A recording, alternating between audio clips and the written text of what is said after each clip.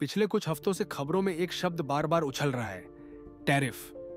News channel हो, अखबार हो या सोशल मीडिया, हर जगह टैरिफ की चर्चा है। अमेरिका के राष्ट्रपति डोनाल्ड ट्रंप ने जैसे ही दुनिया भर के देशों पर टैरिफ लगाने का ऐलान किया, मानो पूरी दुनिया में तहलका मच गया। लेकिन आखिर ये टैरिफ है क्या? ये इतना बवाल क्यों मचा रहा है? अगर अमेरिका टैरिफ लगाता है तो दुनिया क्यों हिल जाती है?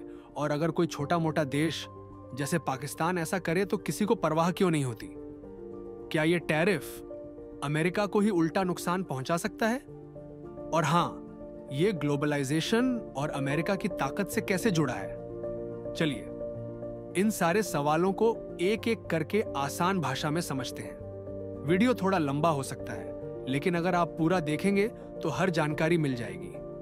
सबसे पहले बात टैरिफ की। टैरिफ को आप एक तरह का टैक्स समझ लीजिए, जो एक देश दूसरे देश से आने वाले सामान पर लगाता है। मान लो आपने चीन से एक फोन मंगवाया जिसकी कीमत 20,000 रुपए है।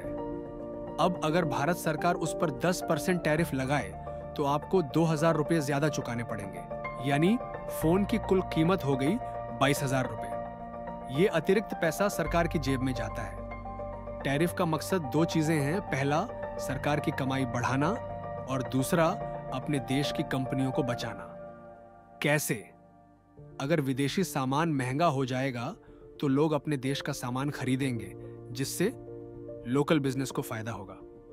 उदाहरण के लिए, अगर भारत और बांग्लादेश दोनों में बनी साड़ियां 2,000 रुपए की हैं और बांग्लादेश से आने वाली साड़ी पर 500 रुपए का टैरिफ लगे तो बांग्लादेश की साड़ी महंगी पड़ेगी। नतीजा, लोग भारत की साड़ियां खरीदेंगे और हमारे बुनकरों का धंधा चलेगा। अब सवाल ये कि टैरिफ इतनी चर्चा में क्यों है?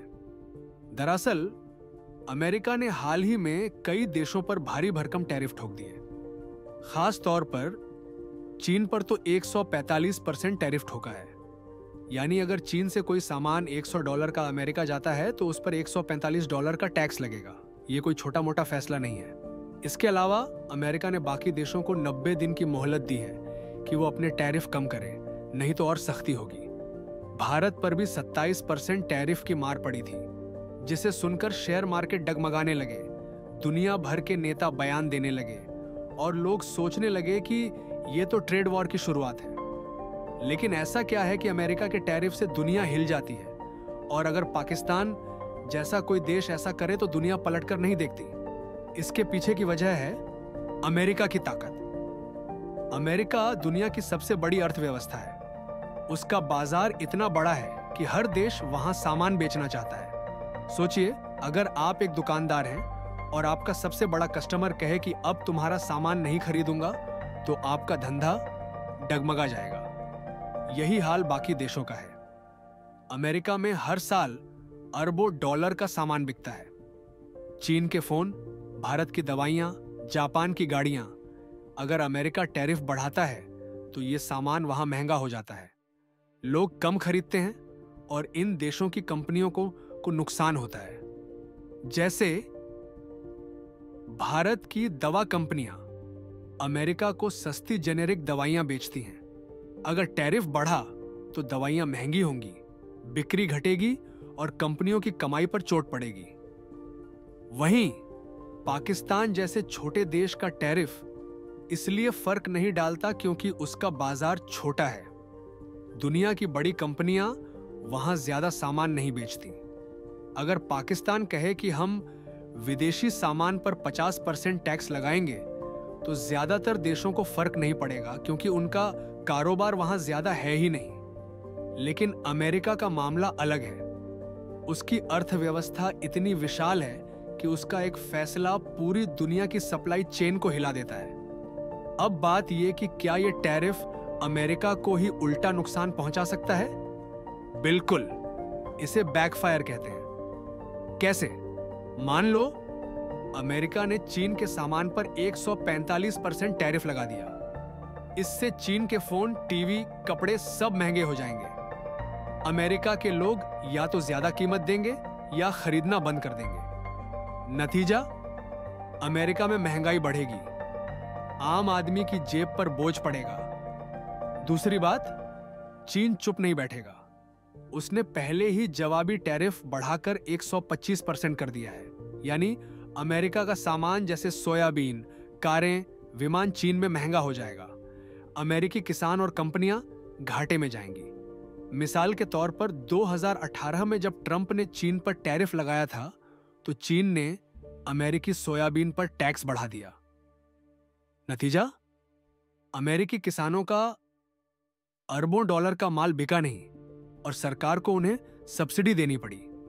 टैरिफ का नुकसान सिर्फ महंगाई या व्यापार तक सीमित नहीं है, यह पूरी अर्थव्यवस्था को चोट पहुंचा सकता है। जब सामान महंगा होता है तो लोग कम खरीदते हैं। इससे कंपनियों की बिक्री घटती है, वो कर्मचारियों की छंटनी करती हैं और बेरोजगारी फैलती है।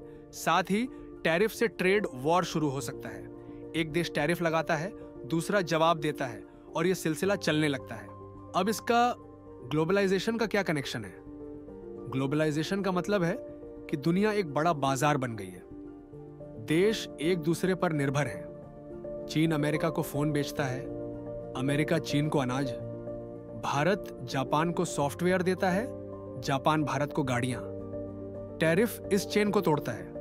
जब सामान महंगा होता है तो व्यापार कम होता है और ग्लोबलाइजेशन की रफ्तार धीमी हो जाती है।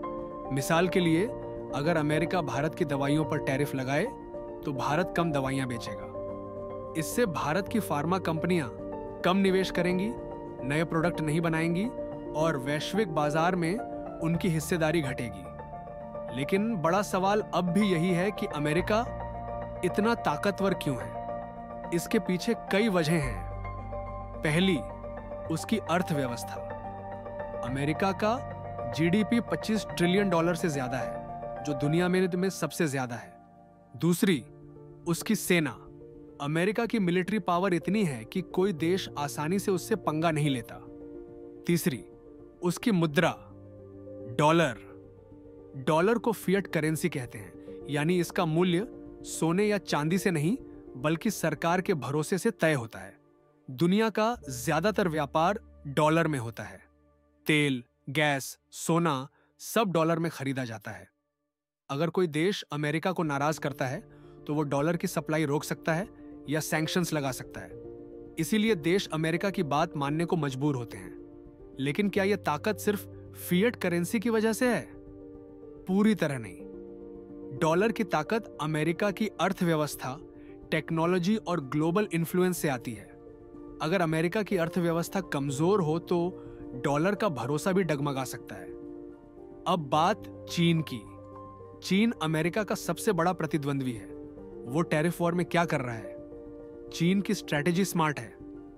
पहला, वो जवाबी टैरिफ लगा रहा है। जैसे अमेरिका ने 145% टैरिफ लगाया तो चीन ने 125% कर दिया।